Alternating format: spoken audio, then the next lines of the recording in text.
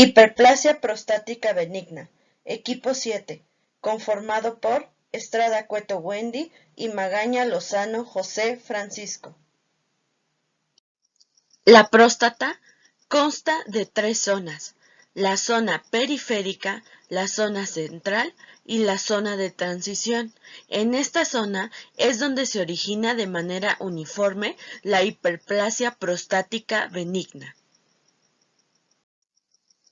Dentro de la fisiopatología, tenemos que la hormona testosterona necesita de la enzima 5-alfa reductasa para que se pueda convertir a dihidroxitestosterona. Esta es responsable de la proliferación de células prostáticas. La hiperplasia prostática es el tumor benigno más común. Su incidencia está relacionada con la edad. De 41 a 50 años, el 20% de los hombres la presentan. De 51 al 60 años, el 50%. Y mayor a 80 años, el 90%. Los síntomas más comunes es por una obstrucción y el factor de riesgo más común es por una predisposición genética. Hay diversos factores de riesgo. Entre estos es una edad mayor a 45 años.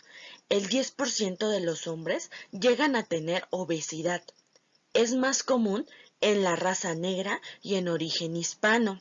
Como ya mencionamos anteriormente, el factor de riesgo más común es la predisposición genética. Se dice que la forma congénita de la enfermedad lo presentan el 50% en menos de 60 años y el rasgo autosómico dominante es el riesgo relativo que presentan 4 veces mayor.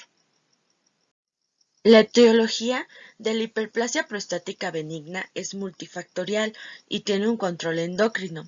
La próstata está integrada por elementos estrómicos y epiteliales que pueden dar lugar a nódulos hiperplásicos y a los síntomas.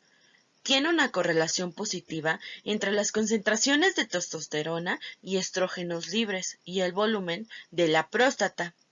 Y hay factores genéticos o ambientales que influyen en la enzima 5-alfa reductasa.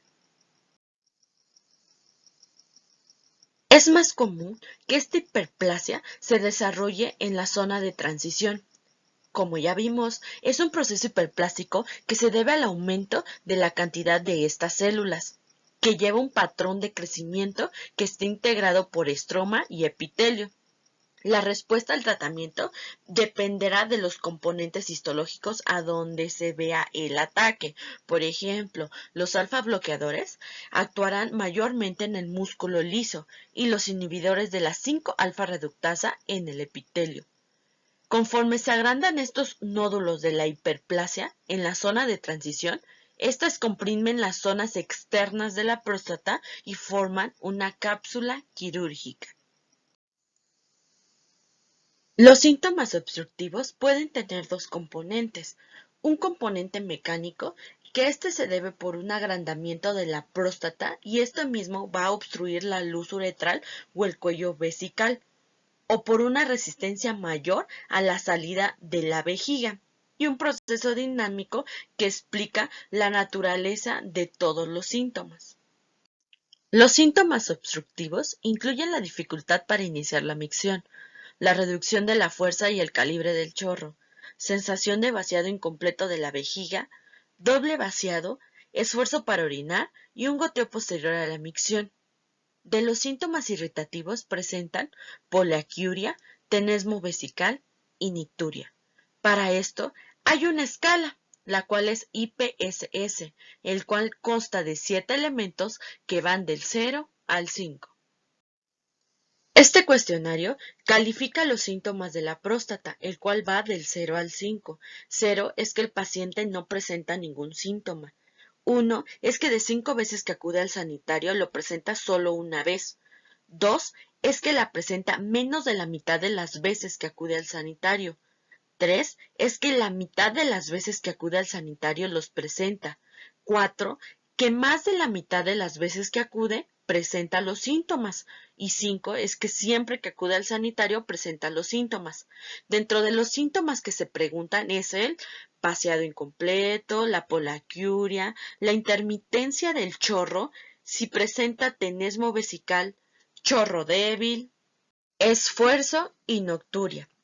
También hay un apartado donde se califica la calidad de vida de estos pacientes, donde se le pregunta cómo se sentiría si tuviera por el resto de su vida todos estos síntomas. 0 es que el paciente se sentiría encantado. 1 complacido. 2 muy satisfecho. 3 que si se siente como satisfecho como insatisfecho. 4 sobre todo insatisfecho. 5 infeliz o 6 si se siente terrible. Se suman los puntos y si da un puntaje de 0 a 7 los síntomas son leves, de 8 a 19 son moderados y de 20 a 35 los síntomas son graves. Hay ciertos signos que nos ayudan a pensar que esta próstata es benigna y esto es con la ayuda del tacto rectal. La próstata cuando es benigna se va a sentir lisa, de una consistencia suave, elástica. Cuando se siente dura, tenemos que pensar en un cáncer. ¿Podemos mandar estudios de laboratorio? Sí, pero no hay que olvidar que el diagnóstico de la hiperplasia es clínico. Los estudios de laboratorio se mandan para hacer un diagnóstico diferencial. Entre estos está un examen general de orina. Este sirve para excluir alguna infección o si presenta hematuria. Hay que medir la creatinina sérica para evaluar la función renal y, por supuesto, el antígeno prostático. Este es opcional, pero este se incluye más en la evaluación para detectar cáncer de próstata. Se pueden mandar a hacer estudios de imagen, como es el ultrasonido o tomografía. Estas están recomendadas en presencia de enfermedad concomitante de las vías urinarias o cuando hay alguna complicación por hiperplasia prostática. Esta es la presencia de hematuria, infección de vías urinarias, enfermedad renal o algún antecedente de litiasis. También se puede mandar a hacer un ultrasonido transrectal. Esta va a ser útil para determinar el tamaño de la próstata cuando se sospeche tras un examen rectal digital o cuando se piense someter al paciente a cirugía. Dentro de los diagnósticos diferenciales, se debe preguntar al paciente si tiene algún antecedente de instrumentación uretral previa, uretritis o traumatismo, ya que ésta nos llega a presentar estenosis uretral o una constricción del cuello vesical. Si el paciente presenta hematuria y dolor, se debe pensar en cálculos vesicales. Para sospechar en cáncer de próstata debe de haber anormalidades en el tracto rectal y un antígeno prostático elevado, como ya lo veremos en el próximo tema. En infecciones de vías urinarias también es cuando presentan los síntomas de irritación y esto se va a descartar con el examen general de orina, pero también estos síntomas puede ser una complicación de la hiperplasia. Hay que pensar en una vejiga neurogénica cuando haya antecedente de un EBC, de diabetes mellitus o una lesión en la espalda.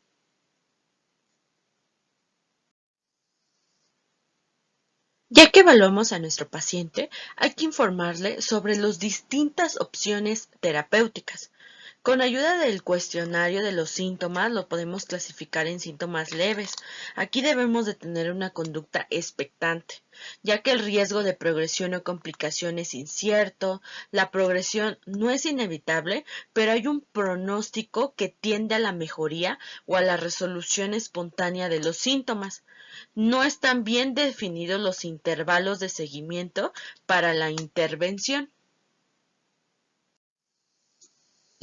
En el tratamiento farmacológico tenemos a los alfa bloqueadores, recordando que estos actúan a nivel del músculo liso, y a los inhibidores de la 5-alfa reductasa. Estos actúan a nivel del epitelio. La próstata y la base de la vejiga contienen alfa-1 adrenoreceptores. Estos muestran una respuesta contráctil a las agonistas correspondientes. Hay que recordar que estos fármacos reducen el antígeno prostático sérico y el volumen total de la próstata.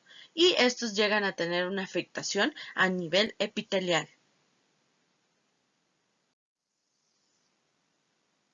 Ahora continuamos con el tema de cáncer de próstata.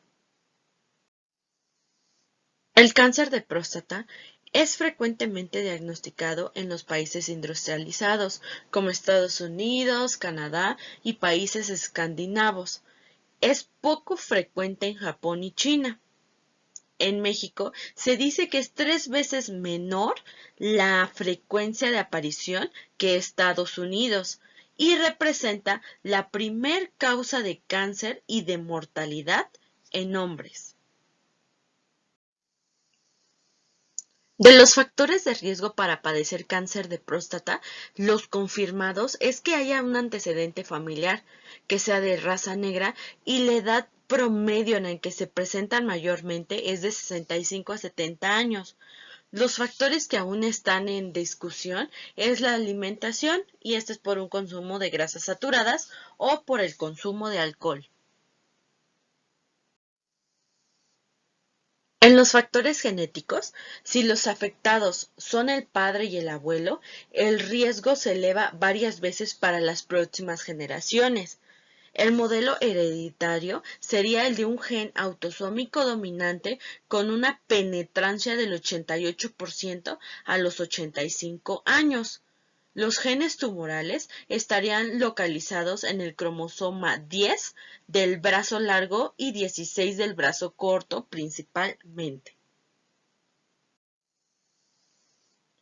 El adenocarcinoma de próstata representa el 95% de todos los cánceres de próstata. El resto del 5% corresponde al carcinoma ductal y al carcinosarcoma. La escala de Gleason es un sistema que se emplea para medir el grado de agresividad de un cáncer de próstata, basándose en la observación al microscopio de las características que presentan las células de la muestra, obtenidas en la biopsia. El patólogo lo reporta con 2 valores, de 1 a 1 y 5 a 5. Estos valores nos indicarán si es de buen pronóstico, va por debajo de 6. Si es de un pronóstico intermedio, nos reportará un 7 y de mal pronóstico es un mayor a 8. En el grado 1, las glándulas se muestran uniformes, únicas, con escaso estroma entre ellas y no se observa infiltración. En el grado 2 se muestra similarmente al grado 1, pero las glándulas presentan una variabilidad de tamaño y de forma, presentando más estroma entre ellas. En el grado 3, el tumor infiltra por dentro y entre las glándulas prostáticas no neoplásticas, siendo las glándulas de tamaño más pequeño que en los grados anteriores. En el grado 4, la infiltración del estroma que se extiende entre las glándulas normales, existe una fusión de las glándulas que es característica de una diferenciación con respecto a este grado. En el grado 5, el tumor se infiltra, forma etapas difusas y no se aprecia la formación de las glándulas. Hay que recordar que dentro de la clasificación del cáncer, la T nos define el tumor, la N nos define la afectación ganglionar y el M si hay o no metástasis.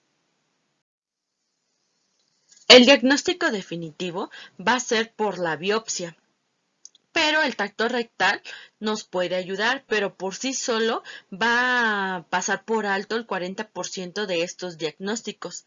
Y con el antígeno prostático solo se va a detectar el 23%, pero si juntamos el tacto rectal junto con el antígeno prostático, ya aumenta el 78% la probabilidad de que detectemos este cáncer. Y también se puede mandar a hacer el ultrasonido. En el tacto rectal vamos a sentir esta glándula dura de forma irregular y la vamos a sentir de una manera anormal. Esta se va a presentar en la parte posterior y en forma de nódulos indoloros y de una consistencia pétrea. El valor normal del antígeno prostático va del 0 al 4 nanogramos sobre mililitro.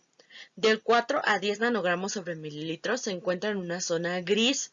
Cuando está de igual o mayor a 10, hay una alta probabilidad de cáncer de próstata. Y cuando está de igual o mayor a 20, hay una alta probabilidad de que el paciente ya tenga metástasis. Hay factores que alteran el antígeno prostático sanguíneo. Entre ellas es que el paciente haya eyaculado, que se le haya realizado un tacto rectal previo, si realizó ejercicio, incluido el ciclismo, si se le realizó masaje prostático, una citoscopía, una biopsia de próstata, un ultrasonido transrectal o si se le colocó una sonda vesical. El antígeno prostático sanguíneo nos va a ayudar a supervisar la eficacia del tratamiento del cáncer de próstata y para controlar la recaída después de algún tratamiento. Cuando ya el paciente presenta metástasis, dependiendo al órgano afectado, es la supervivencia que llegan a presentar. Cuando ya está en pulmón, se dice que la supervivencia media es de 19 meses, cuando está en hígado de 14 meses, en hueso de 21 meses y cuando está en los nódulos linfáticos es de 32 meses. El gamagrama óseo nos va a ayudar a evaluar la metástasis óseas. Los sitios más frecuentes son en la columna sacra, en las crestas ilíacas, en la columna lumbar, en la columna dorsal, cráneo. Dentro del tratamiento quirúrgico, la prostatectomía radical se va a hacer cuando se catalogue en cáncer localizado en T1 y T2. La expectativa de vida va a ser de 10 o más años. Cuando el paciente presenta un antígeno prostático menor a 20 y una escala de Gleason menor a 8. En este tratamiento se va a quitar la próstata, la vesícula seminal, los ganglios linfáticos y la uretra prostática. La Sociedad Americana de Cáncer y la Asociación Americana de Urología recomiendan que los hombres con factores de riesgo alto para cáncer de próstata, como son historia familiar y raza negra, comiencen una detección temprana con antígeno prostático y el tacto rectal antes de los 50 años. La Asociación Americana de Urología recomienda que sea a los 40 años, mientras que la Sociedad Americana de Cáncer recomienda que a los 45 años.